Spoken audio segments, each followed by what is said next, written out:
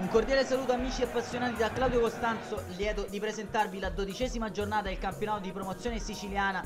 Al campo comunale di Fiumefreddo, l'Atletico Fiumefreddo, reduce dalla vittoria nel recupero contro la SD Gescal per 3-1, ospita la capolista ionica, rullo compressore del campionato, che vuole respingere indietro gli attacchi e le dirette concorrenti, portando a casa un'altra vittoria. Passando alla lettura delle formazioni, troviamo per l'Atletico Fiumefreddo con il numero 1 Sommese, 2 Lorè, 3 Egitto, 4 Balastro, 5 Trippiedi, 6 Semprevivo, 7 Pezzino, 8 Pesce, 9 Ardizzoni, 10 Leonardi e 11 Garrozzo. Risponde la ionica di mister Moschella, che dovrà fare a meno quest'oggi di capitano Rasimenko con il ritorno di potenza tra i pali. Il 4-3-3 vede la propria linea arretrata formata da Loria e Lombardo sugli esterni, Giuseppe Savoca a far coppia con San Filippo al centro della difesa, davanti a loro a far da schermo Roberto Cambria con Monaco e Smiroldo ai suoi lati, tridente attacco formato da Galletta, Savoca e Aricò. Con l'ausilio delle immagini a cura di Federico Longo, in questo pre-partita abbiamo scoperto tutti i protagonisti della contesa. Maglia blu cerchiata per l'Atletico Fiumefreddo, completo da trasferta giallo-rosso per l'FC Ionica. Si scambiano qui un cenno d'intesa le due squadre prima di potervi passare a raccontare quanto accaduto nel rettangolo di gioco, con la Ionica che gestirà il primo possesso da sinistra verso destra dei vostri videoschermi.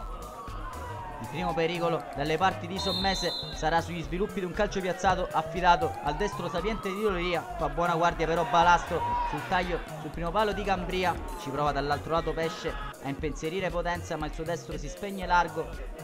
Ionica che dal binario mancino sviluppa un'altra azione pericolosa. Fa buona guardia però la linea difensiva della formazione locale. Sui sviluppi invece di uno schema da fallo laterale si libera al tiro Savoca, risulta debole il suo mancino. Fiumefreddo che però dimostra di rendersi pericoloso in contropiede. Qui palla in verticale per Ardizzone e precaria la coordinazione del numero 9 della formazione locale. Il suo sinistro si spegne sul fondo. Primo tempo piuttosto scialbo delle due squadre, un'altra azione convulsa del Fiumefreddo, sul quale però riesce a fare buona guardia Potenza. La Ionica dall'altro lato ha un'occasione con questo tentativo dalla distanza di Federico Lombardo, che prova a pescare il jolly della giornata. Nell'azione seguente proverà a fare lo stesso il suo numero 10 Davide Aricò, che per poco non sorprende l'estremo portiere Sommese, che riesce a rifugiarsi in corner. Per poco non era stato beffato dal fantasista ex Città di Messina. Non accadrà molto altro in questa prima frazione di gioco, infatti il duplice fischio del direttore di gara manda le squadre a riposo sul risultato di 0-0. Ritmi bassi per le due squadre, si torna in campo con gli stessi 22. Ionica che sin dalle prime battute proverà a far valere la propria qualità nel palleggio, cercando di alzare il proprio baricentro. Riuscirà a liberare ancora una volta al tiro Savoca. Il suo mancino però non crea grossi pensieri a Sommese. Dall'altro lato il Fiumefreddo ci prova invece con il proprio numero 10 Leonardi. Ionica si riaffaccia avanti con questo calcio di punizione da 18 metri di Monaco, che cicca il pallone e si spegne debolmente tra le braccia di Sommese. Ancora però Ionica in proiezione offensiva. Lombardo questa volta ci ha provato col destro, calciando alto. Qui Sommese per poco non era stato sorpreso direttamente da calcio d'angolo da Savoca. È lo stesso numero 7 della formazione ospite sulle battuta di un calcio di punizione a trovare Galletta sul secondo palo. Angolo impossibile trovato dall'attaccante di mister Moschella, che al 20° della ripresa porta in vantaggio la Ionica, sfruttando la carambola sui piedi di Sommese.